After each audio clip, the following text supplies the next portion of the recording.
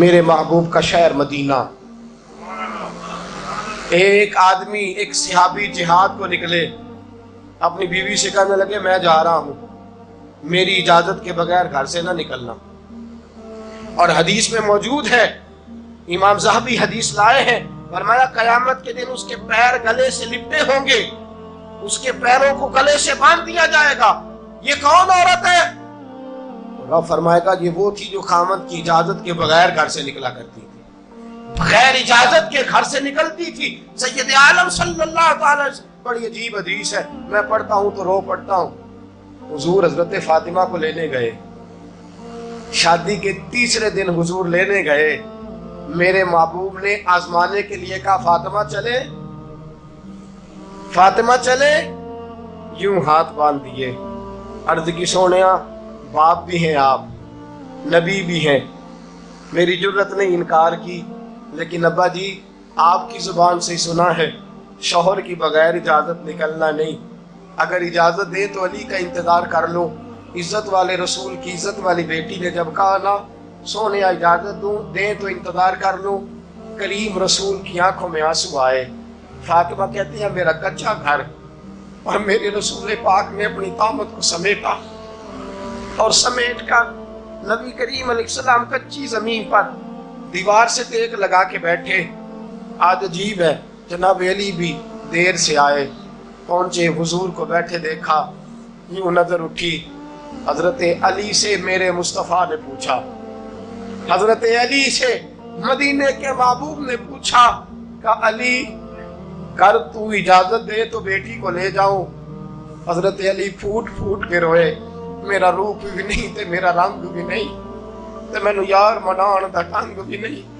تو امیر حرم میں غریب بے نوا, تو کجا من کجا. سونیا علی جتنی بھی عزت ہے تیرے قدموں کی برکت سے ہے, حضور میں اجازت دوں.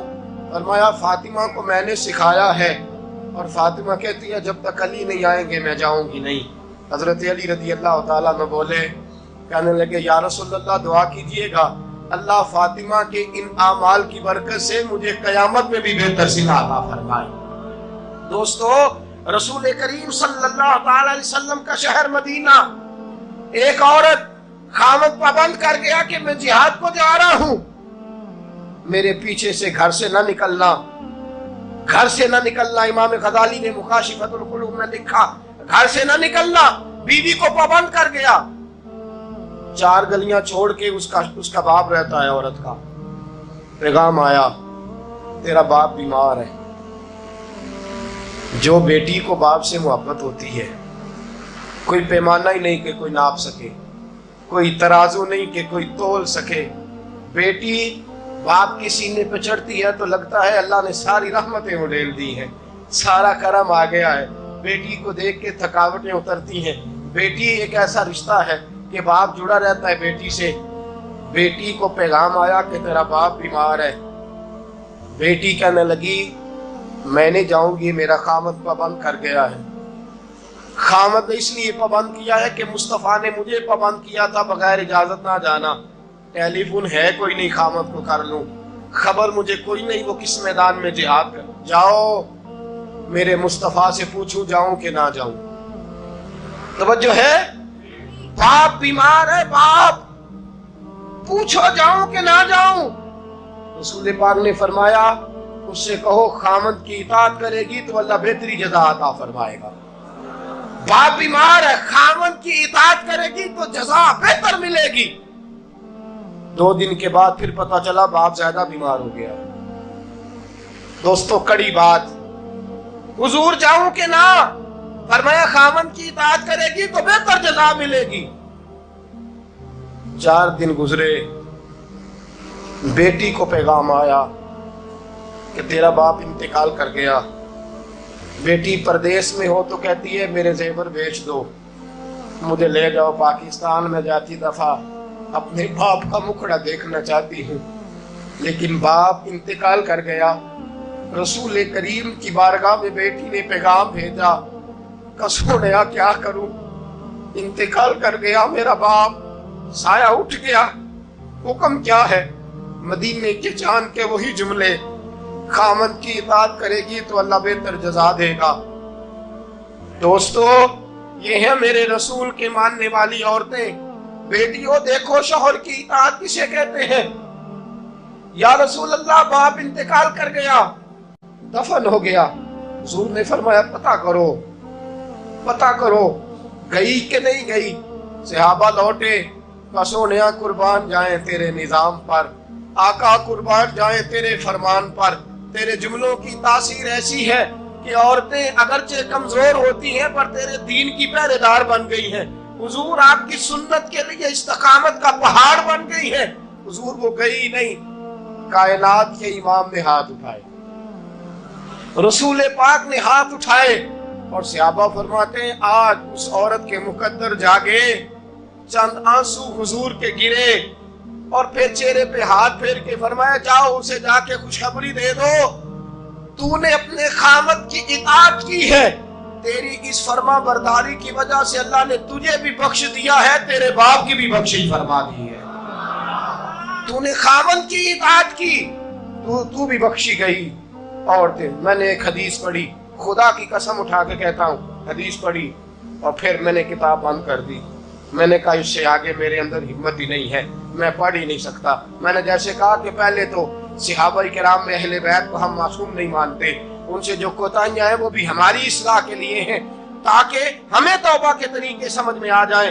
عزیز دوستو، میرے محبوب کی شہزادی، بس رسول اللہ صلی اللہ علیہ وسلم کی شہزادی سیدہ فاطمہ محبوب پاک کی بارگاہ میں آئیں، رنگ اڑا ہوا ہے، آنکھیں رو رو کے تھکی ہوئی ہیں۔ محبوب کی شہزادی در رسول پہ آئی، آ کے حضور کے سامنے کھڑی ہوئی، کہا یا رسول اللہ صلی اللہ علیہ وسلم، حضور آج میں بڑی الجھن میں پھنس گئی تھی، آقا آج میں بڑی پریشان ہو گئی تھی۔ حضور نے فرمایا کیا ہوا؟ کہا یا رسول اللہ میں اور علی باتیں کر رہے تھے، باتیں کرتے کرتے بات بڑھنے لگی، حضور مجھ سے کوئی ایسا جملہ نکل گیا، علی ناراض ہو گئے، مجھ سے بات ہو گئی۔ دوستو، درۃ الناصحین میں صاحب درۃ الناصحین لکھتے ہیں، کہا علی ناراض ہو گئے۔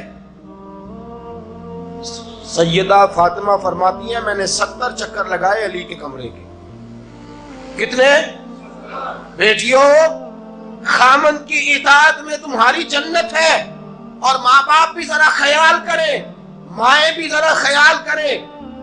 میرے رسول پاک نے فرمایا جو کسی عورت کو اس کے خامن کے خلاف بھڑکاتا ہے، جو کسی عورت کو اس کے خامن کے خلاف بھڑکاتا ہے، اللہ اسے جنت کی خوشبو بھی عطا نہیں کرے گا۔ چاہے اماں ہی مشورے دے رہی ہو، چاہے کوئی مشورہ دے رہا ہو، خامن کے خلاف جو بھڑکاتا ہے۔ سید عالم صلی اللہ علیہ وسلم کی صاحبزادی کہتی ہے میں نے 70 چکر لگائے، سونیا میں نے علی کو راضی کیا، حضور علی راضی ہوئے ہیں تو خبر دینے آئی ہوں۔ بس اس سے زیادہ بڑی بات اور نہیں مل سکتی۔ دل کے کان کھولنا، ذرا جاگنا، ذرا اٹھنا، ذرا ٹیک چھوڑنا، ذرا غور کرنا، یہ کیا جملے بول دیے میرے رسول نے۔ حضور نے فرمایا فاطمہ، یہ وہ فاطمہ ہے کہ جو جنتی عورتوں کی سردار ہے، یہ وہ فاطمہ ہے جن کا دوپٹہ اگر کبھی واضح ہو جائے تو سورج منہ چھپا کے نکل جائے، یہ وہ فاطمہ ہے کہ صبح قیامت آواز آئے گی نبیوں ولیوں غوثوں کتبوں ابدالو گردنیں جھکا لو، نظریں بند کر لو، محمد کی بیٹی فاطمہ کی سواری گزرنے والی ہے۔ الفاطمہ تو بدعت منی، الفاطمہ تو سیدۃ النساء اہل الجنہ۔ حضور نے فرمایا فاطمہ تو نے اچھا کیا، علی کو راضی کر لیا، اگر علی تجھ سے ناراض رہتے اور تیرا انتقال ہو جاتا، حضور فرماتے ہیں فاطمہ میں تیرا جنازہ نہ پڑھتا۔